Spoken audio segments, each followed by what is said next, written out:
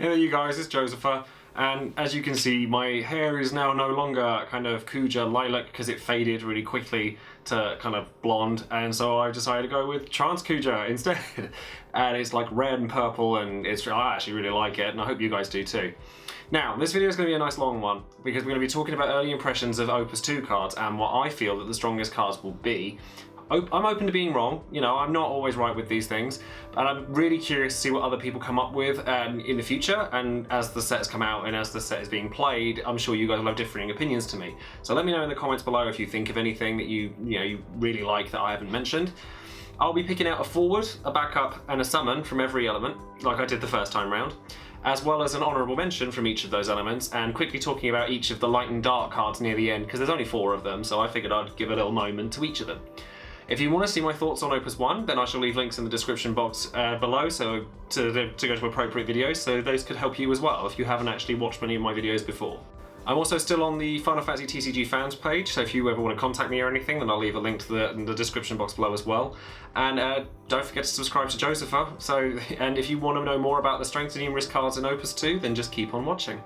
Now we're going to start with Fire, and the Fire forward that I'm going to talk about here is Emperor Xande. And I think this might be a bit controversial.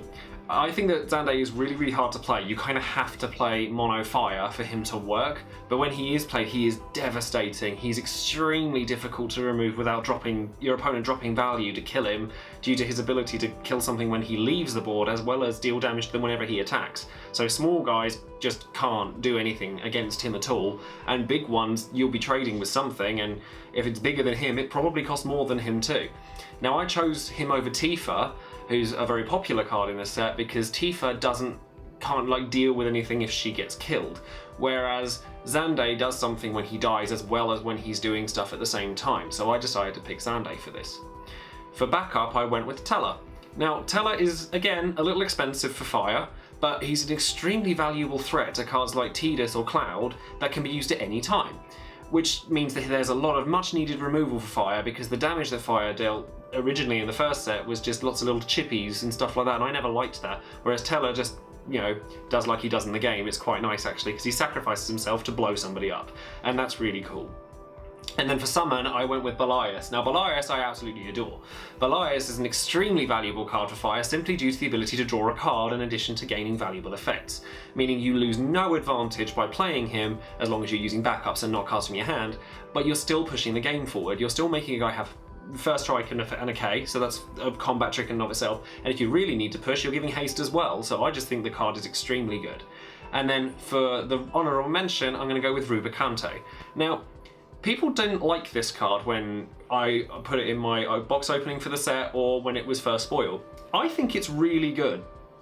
It's really deceptively powerful in the right deck, preferably one with a lot of removal in it, as it is way above the curve at 9k for 4 CP, which means that, you know, the curve is generally kind of like a median for units to be meeting, and he, you know, you can mitigate his negative effects just by making sure that you get rid of anything that could deal with him. And because of his ability, his S ability, he can protect himself in much the same way that Aerith from the first set, which is widely considered the best card in that set, could do by himself. So your opponent's not going to want to target him for risk of wasting what they're using on him. Moving on into Ice now, and the forward is another pick that I think might be a bit controversial and people might disagree with me, but I think the best Ice forward is Vayne, and it's because I think you can run him in any number. I choose to only run one of him because I think I'd rather ignore his S ability due to his utility against high level units. He absolutely, you know, exacerbates the massive difference between smaller units, younger units, that doesn't make any sense, and bigger units, things that cost 5 CP or more, because he just shuts them down single-handedly, meaning they have to deal with him, and if they're paying 5 CP into stuff, and you're only paying 3 or 4, they're paying over the odds where you're not. And he deals with the aforementioned Xande and Tifa very well. My old Ultimisia deck would have had an absolute panic attack over this card, due to him being Prish's worst friggin' nightmare. And then for backup, I've decided to go with Time Mage, because apparently Ice Time Mages are always amazing. And this is because abilities like Haste and First Strike in this game, or anything that kind of draws a parallel with magic, are very strong. Because the only way you can deal damage to your opponent, well, kind of now, is through direct damage through your forwards. So taking those abilities away, it goes without saying, would also be very strong. Ice has many high value forwards like Squall that don't like being surprised by anything, so this card can stunt aggressive plays really heavily. And then one of my favourite cards in this set is the summon that I've picked for Ice, which is Mattias. The way it's worded is brilliant. Mattias doesn't break anything, meaning cards like Vincent, who I'll be getting to in a second, can still be killed by her. And because you aren't targeting the card that you're trying to kill, your opponent actually is, due to, again, the way that Mattias is worded, not even Aerith can save the attacker from her. You know, it's an invaluable EX burst removal piece for Ice. It deals with so many problems. Yes, it's heavy costed, but people ran 777 CP Odin from Opus 1, and there is absolutely no reason why this card won't get played as well. And then for the honourable mention, I'm going to talk about Rinoa. Now, Rinoa, a lot of people, I'm sure, people will feel is stronger than Vayne, but I think she is very strong, though she's very limited in her uses due to sharing a name with the Searcher for Final Fantasy VIII. Now, with Ice's backbone being cards like Laguna and Squall, I'll probably only find myself using maybe one of this card, if any at all, due to I just would rather run Searchers, but I'm sure many others will be hunting high and low for this card. The next card on this list I'm going to go into Win now is one of my favourite cards in the set as well, and it's something that, you know, if you've been watching my last few videos, you'll know that I was going to say this, and it's Vaan. Now, Vaan, to me, is like the king of combos in Opus 2. He is my favourite forward in the set, though I don't think he's infallible. I think that he actually has a lot of weaknesses, so I don't think he's busted or anything. He's on the curve again at 8,000 power for 4 CP, which is something that Wind was sorely lacking in the first set. And he also combos exceptionally with cards like Jill Nabart from Opus 1, allowing you to freeze 2 forwards on the board pretty much every turn, or Black Mage in this set to provide a resilient attacker that essentially has Brave through being able to target himself with his ability and just reactivate himself. He doesn't actually need anything else on the board, despite the fact that it looks like he does. Not only that, but he has an S ability that can ward your opponent off attacking you. It's not the greatest S ability in the world, but at least it's there. And then for backup, I've gone with Riku, and actually quite unimpressed with a lot of Wind's backups in Opus 2, but given how strong the backups were in Opus 1 for Wind, I'm not particularly surprised. Riku is a pleasantly cheap unit though that can happily replace the Mug Riku that people were using in the first set to enable Opus 1 Pain, who provides a lot of value if you have Riku out. Or you can just use her even as a combo piece for the Vaan that I've just spoken about. She's just a nice card. EX bursts are always nice. I mean, it's not my favourite card in the set, but it's decent. And then the summon for Wind, however, is an absolute game changer for anyone who plays Golbez decks from the first set, and it's Shem Hazai. Not only will your opponent have to worry about your Golbez exploding and providing a massive wall of card advantage, Shem Hazai makes it so that your opponent, or the Golbez player, can potentially just steal the game altogether, because unless you have a 2 CP blocker, you're not going to be blocking anything the Golbez summons. You just can't, it's not possible. So I think that Earth players might want to start paying more attention to the common deleter from Opus 1 as a way of getting away from that swarm of 2 CP attackers. My honourable mention for Wind is Edge. Now, Edge is actually quite unimpressive on his own, but in combination with Water Warrior of Light from the first set, the FF3 Warriors of Light in this set, and all the standard units or ninjas that he affects, I can see an extremely sturdy looking standard unit deck that involves all of those units, and Bart, who I mentioned in my cards to look out for in the future video, I'll leave a link in the description box to that one as well if you want to see it, it could easily become a very viable threat. It's not my flavour of deck, but I'm really looking forward to see what other people can come up with using Edge and the standard units in general. Now we're moving on to Earth now, which was my favourite colour in Opus 1, because I just thought it did everything. And the forward that we're going to talk about is one that everyone who has seen anything to do with this set probably saw coming, which is Vincent. Vincent is easily one of the strongest cards in this set. Lightning decks will absolutely panic when they see this card due to his immunity to break effects, so Odin does nothing, you know, and it has to be combat he has to die through, or damage. Particularly if he's boosted by appropriate backup units from Opus 1 like Maria or Enna Crow, things like that. He's just really resilient. I actually believe the S ability on him is less scary than it initially looks, even though it is still very good, due to what is essentially a 7 CP cost on it. You have to pay 5 into it and then drop a Vincent, which is essentially adding another 2. meaning you only actually break even with the things that you kill, and if the stuff they have only adds up to 6, you actually lose card advantage doing it. But as a strong value unit that has potential to just explode all over your opponent's face, look no further than Vincent. He's just extremely good. And then going into the backup for Earth, I think Rydia is a very much needed EX burst in Earth. Earth was really lacking in EX burst. It's the only thing I did think it was lacking in the last set. And Rydia can recycle one of the best summons in the game in Hecaton Kaya, meaning that the potential for a backup destruction heavy deck is even more threatening than it was before, or repeated uses of things like Golem, which weren't that prevalent before, could bring out the potential in a card less used. She's also sure to only improve over time as well, so it's a card well worth grabbing now for future use. And then the summon that I'm about to talk about actually ties in quite well with Rydia, and it's Carbuncle. I struggle a little bit with Carbuncle due to it being a 3CP EX burstless summon, meaning, admittedly it's for a good reason, but it does still mean that he's fighting for a spot with Hecaton Kaya, and I love that card. But I strongly believe that just even having a single copy of this card in your deck could steal games from your opponent if it's timed at the right point, particularly if you're playing Rydia to recycle him, because your opponent could pay out for an Odin at 7 CP and you just go, nope. It's the only example of a counter spell, like an explicit counter spell that's in this game, and that I think is worth mentioning. And then my honourable mention for Earth goes to Scarmiglione, which introduces a new mechanic entirely in back attack, which means that he can be played practically at any time, similarly to Flash in MTG, or it's just a very, very strong mechanic, and it always has been in any card game. He isn't too threatening through his power, but he can make Zidane run a mile, and he can be an extremely effective counterplay to either 2 CP Tifa or 4 CP Lightning on turn 1, especially if it's Lightning, because he just outright kills her and your opponent has spent more on her than you've spent on him. So I definitely think it's worth keeping an eye on this guy. Moving on to Lightning now, and the forward that I've chosen for Lightning is Ammon. And Ammon is genuinely terrifying. I've obviously had a little bit of time to play around with Ammon, and he's extraordinary. Very much in theme with Lightning, using the character Lightning and Kate Sith, which do the same thing he does when they come into play. He also has the single strongest combat trick ability in the entire game. You can think of him as a combination of Red Mage and Time Mage from Opus 1, as his ability to dull any of your opponents, well, one of your opponent's forwards at any time, means that forward can't attack, it can't block, it can't use any of its abilities that dull themselves. It's just an extremely potent ability, and it's so simple. He happens to be on the curve to boot, having 8,000 power at a 4 CP cost as well. There is just nothing bad about this card. And then going into backup, moving swiftly on, I'm going to go for Black Mage. I think Black Mage is a very versatile combo piece that is cheap and massively effective. She can destroy early game aggro units, like Tifa and Lightning that I mentioned before. She can be paired with Lulu from Opus 1 to deal large amounts of damage to forwards without the threat of Minwu or any kind of damage negator, because dropping their power down is not dealing damage to them. So therefore, if you drop their power to below 5,000, you can then kill her with the Lulu in order to deal the last bit of damage that's required to kill them.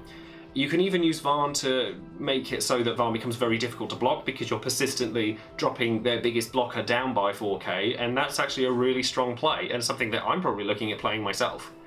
And then with summons in Lightning, I think that Cyclops is probably my pick for this set. Cyclops isn't quite as universally useful as the Odins from the first set, but he can absolutely decimate boards when timed correctly, either through combat or through your opponent having a large swarm of low power guys. He can notably destroy Zidane as well, due to not actually having to target him, and because it's a blanket effect to all of your opponent's forwards, meaning Zidane will go to 0 power and therefore 0 health and die. Losing power is strictly better than dealing damage in this game, because it means that the affected unit loses health and deals less damage in return during combat, as opposed to simply losing health and dealing the max amount for damage when you fight with them. So honestly, Cyclops and any kind of unit that drops power is quite potential, or has a lot of potential to be very powerful. And then the honourable mention I've got for Lightning is Drace. Now, I normally very strongly dislike any unit that refers to something specific. But due to Larsa, the unit in question when it comes to Drace, is actually very strong as well as being very, very cheap.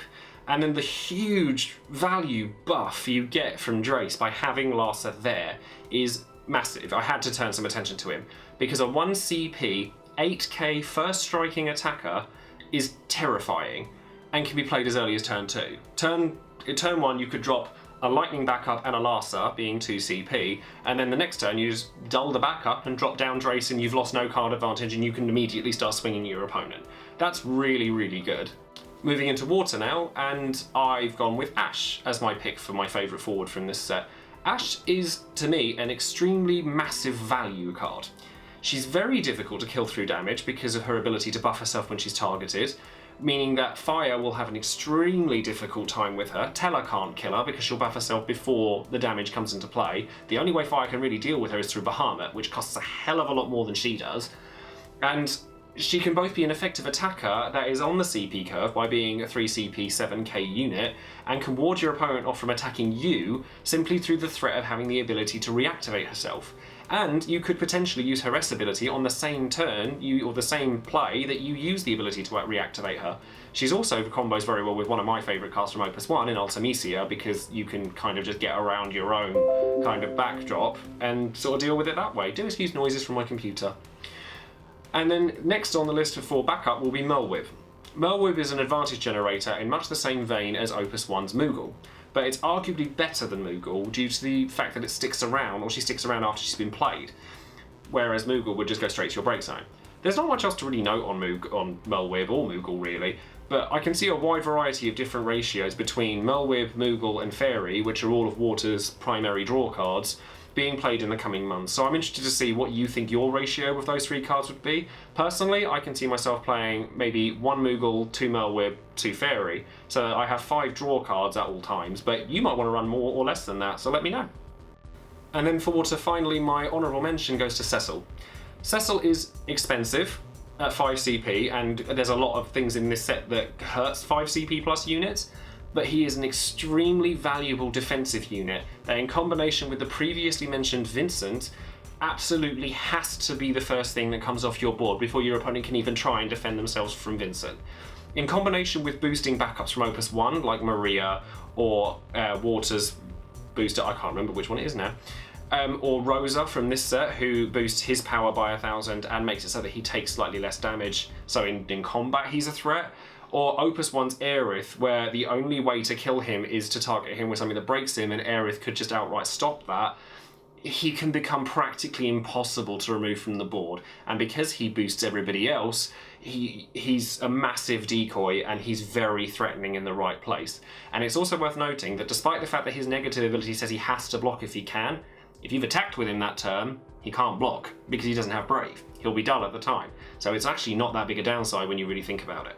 So I'm actually going to go back on myself a little bit because I realised that I've mentioned the honourable mention before I mentioned the summon, and to be honest that's kind of because I forgot a lot of the summons in this set for Water because they're kind of upsettingly disappointing. Leviathan, however, in the first Opus set is an extremely powerful summon, so I'm not really that surprised that the summons in this set are weaker for it. But Leviathan can be used as a massive shock to your opponent. This is the second Leviathan, by the way, by having combat tricks in a Water deck, which isn't something that Water usually does. But the trouble with this Leviathan is you have to be very careful not to use it if you're playing against another Water deck, because this Leviathan also affects your opponent's Water forwards as well as your own. So honestly, I probably wouldn't use any of the summons from this set for Water, but I thought I'd have to mention something. Now that we're going to move into the Light and Dark units, I'm going to talk about each of them because there's only 2 Light and 2 Dark cards in this set, so it's not going to take that much to go over them. And the first one of those is Warrior of Light. Warrior of Light has potential to be a really, really sturdy, strong forward that is difficult to remove. But he kind of conflicts with himself because he kind of asks for Warriors of Light, meaning, and the only other Warriors of Light in the set are the FF3 units that buff standard units, and his Water counterpart from Opus 1 also boosts standard units. So you kind of want to be running that one with the Warriors of Light from FF3 and not this Light one. That being said, if more Warriors of Light, because Warrior of Light is a term that's very widely used in Final Fantasy, come about, he could end up being an extremely powerful forward. But right now he may end up falling to the wayside in favour of things like Light Cloud instead, and it makes me sad because I do actually think the card is really good, I just don't think it really has a home yet. And then for Sawyer, who is the Light backup in this set, I think people have really overlooked this card. I think it's a really ballsy play with possible repercussions, but I think it's also the only repeatable way to destroy small units while losing no card advantage. As far as I'm concerned, my health is a resource. I could trigger my own EX bursts. It's, you know, if you're going to attack me and I don't want to lose any units and I decide I'd want to take the damage, I'd be taking that damage anyway. So I might as well use Fusoya to take that damage and then kill your guy in the process. Not only that, but I think in Earth decks is where Fusoya really shines, because if you have a Dark Knight Cecil out that says whenever you take damage, deal 5k to something, the unit doesn't even have to be small anymore for Fusoya to benefit from you. You know, you can deal 12,000 damage to something, and there aren't a lot of units that can survive that. You can use Gabranth as well, so that every time you take damage to kill something, your Gabranths get cheaper or more powerful, depending on which Gabranth you're playing. But I actually think Fusoya is one of the strongest cards in this set, and I don't think anybody's really noticed it yet, so take it from me, I honestly would keep an eye on him. Now, the Dark Forward in this set is Emperor. Now, I've seen a lot of people get really excited for Emperor, and I can understand why. I, however, am not actually that excited for him, despite being a massive fan of any control piece, which Emperor clearly is. The reason for that is that he has the same problem that the first Emperor had, despite the fact that he's actually a very good target for that Emperor to bring out. He can end up being very dead in your hand, due to not having the same benefits that Warrior of Light or Cloud have in having an S ability, means that if you have an Emperor on the board already and you have additional Emperors in your hand, those cards are just dead. You can't do anything with them. You can't discard them for CP. You'd have to wait for your current Emperor to die for you to be able to replace him. Now, don't get me wrong, his abilities are really, really strong, but I think his limitations are also really, really apparent. I might run a singular copy of him as well as a singular copy of Sephiroth at some point, but I would probably vie for the light forwards rather than the dark ones. And then the dark backup in this set, and the last card that I'm going to be talking about, is Zemus. Now, Zemus, again, like Fusoya, I think has been very, very overlooked. He's got a very, very, very powerful ability. He turns one of your guys unblockable. Now, the first card that I think of when I look at this card is Legendary Tidus from Opus 1.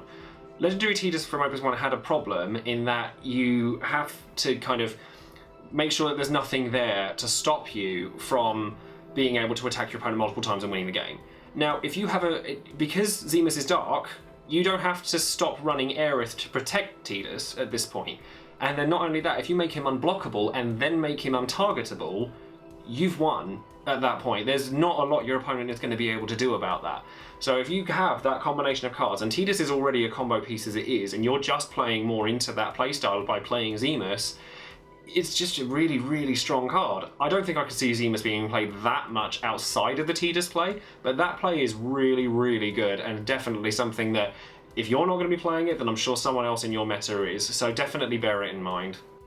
And that's it. I've finished my early impressions now of Opus 2. Like I said, I had a little bit of playtime with the set over the past few weeks, and I really, really like the set. I think that generally speaking, Opus 1 had stronger cards, like generally, but I think that the niche parts of this set attack certain points that the first one didn't, and I really, really enjoy the cards that are in this set. Like I said, I'm really excited to get hold of more Vans, I'm really excited to get hold of more Fusoyas. There's a lot of cards in this set that I'm really excited about, and I can't wait to share that with you.